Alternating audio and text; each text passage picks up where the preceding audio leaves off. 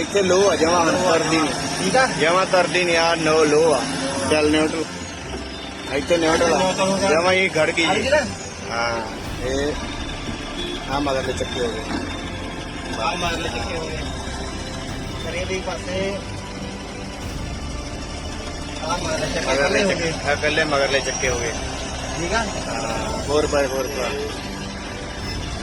हाँ चार चक्के का सारे चक्के ओके ओके ओके जमा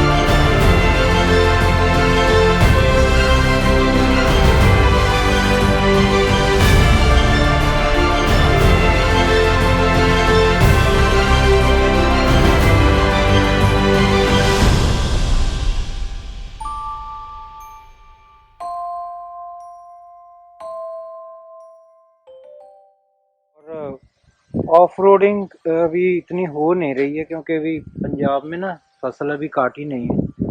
उस दिन संडे के दिन मैंने थोड़ी सी की थी खाली जगह पे, वहाँ बारिश हुई थी उस दिन, तो थोड़ी सी हुई थी उस दिन।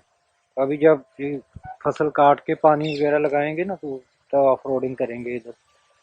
तो ये सिस्टम है इसका। टायर अब ये फ्लिप किया सेंटर लॉकिंग के साथ लॉक करते हो तो जो विंडो है वो अपने आप ऊपर चला जाता है अगर नीचे हो तो। ये टायर है जो पाइप साइड पे लगाया है बाहर से।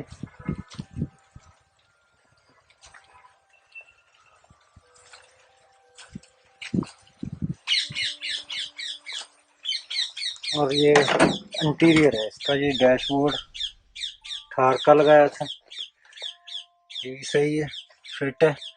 सेंटर कंसोल है थार वाला। और ये 4 व्हील ड्राइव का लीवर है, जो पहले रियर व्हील ड्राइव में ही थी तो अभी 4x4 इसको किया है। ये पीछे की सीट वैसे ही रखी है लंबी, और ये आगे है जो पजेरो वाली सीटें हैं। डैशबोर्ड थार वाला है, टर्बो डी इंजन रखा है इसमें, बाकी सब थार वाला ही अंदर का जो सिस्टम है। तो बाहर से ज़्यादा इसको मॉडिफाई नहीं किया, क्योंकि अगर इसका फ्रंट अगर न्यू बोलेरो वाला लगा देते हैं तो फिर ये इन्वर्टर नहीं रह जाती है। इन्वर्टर तो तभी लगती है जब अपनी जेन्युइन शेप में हो, वही हेडलाइट्स हो, वही बम्पर हो। तो बम्पर थोड़ा सा काटना पड़ा है आगे से, क्योंकि टायर बड़े हैं ना, तो लोग पीछे फंसते थे उसमें। गाड़ी काफ़ी ऊंची हो गई है। और जो आगे का है फ्रंट डिफरेंशियल और वो सब सामान, और पीछे का डिफरेंशियल और NGT 520 गेयर बॉक्स है, वो सब 550 का है। जो फ्रंट हिस्सा है ये भी 550 वाला है, पीछे वाला भी 550 वाला है। इंजन टर्बो DI है और गेयर NGT 520 है, और जो ट्रांसफ़र केस है वो भी 550 वाला ही है। ये पूरा हिस्सा आगे से ये सारा 550 का लगा है।